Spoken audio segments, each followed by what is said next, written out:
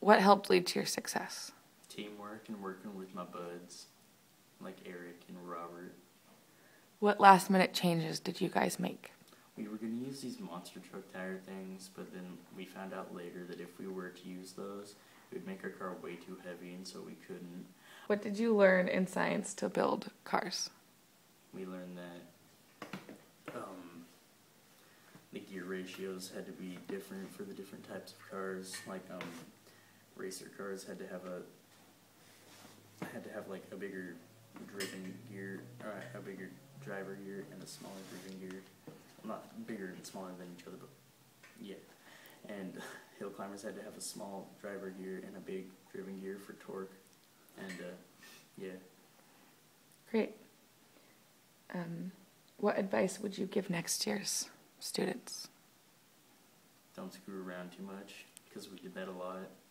Did you run out of time? No, we just didn't use our time as wise as we could, Wisely as you could have? As wisely as we should have, I guess. Do you think your car could have been even more cool if you didn't mess around with time?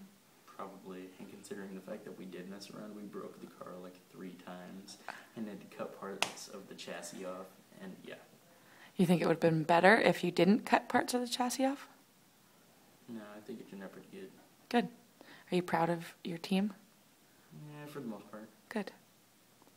Do you have anything else you would like to say? Nah. Okay.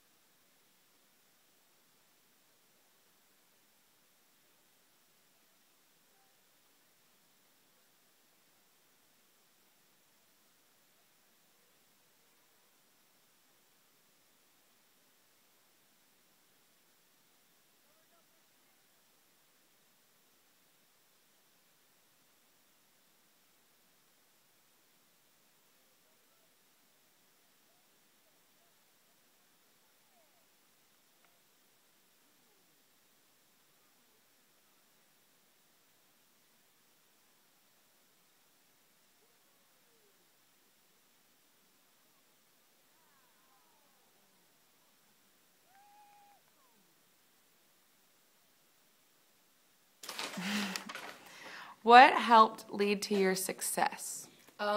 Basically, we had made it where the gear and the axles were going straight, and also so that way it wouldn't like go to the side and catch on the board. And also we did the motor where the wires weren't like all tangled and everything. They were like the metal part of the wires were like twisted straight. And we basically also went for grip, and basically it was going too fast. It was going so fast it was just staying in place, and then finally we got it to go up the hill. Fantastic.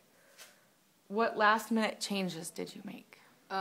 Well, when I wasn't there when we were building the car, from what I heard, the partners had dropped the car, Robert, and and broke it, so the motor mount fell off. I mean the motor itself. So we had to cut part of it off and put the motor back on and try and get it to work. And then we tested it out, and the gears kept grinding and everything. So I basically went and pushed the motor gears against the drive wheel gear, and it hot glued it in place and held it there till it dried, and so it would not lose grip of the gear. Sounds great.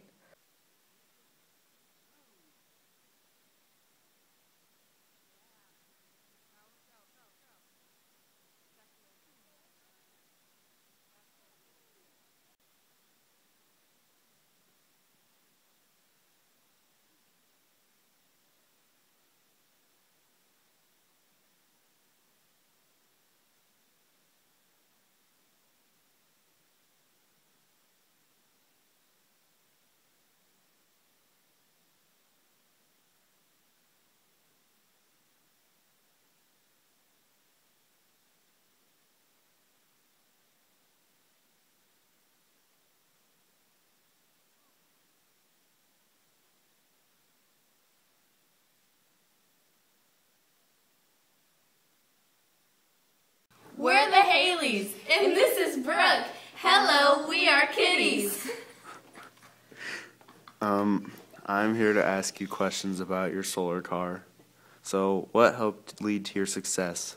It was a lot of hard work and it was a lot to think about, but we got our idea from Haley because she's kind of obsessed with Hello Kitty and we knew it would just be a super good idea. And yeah. Nice.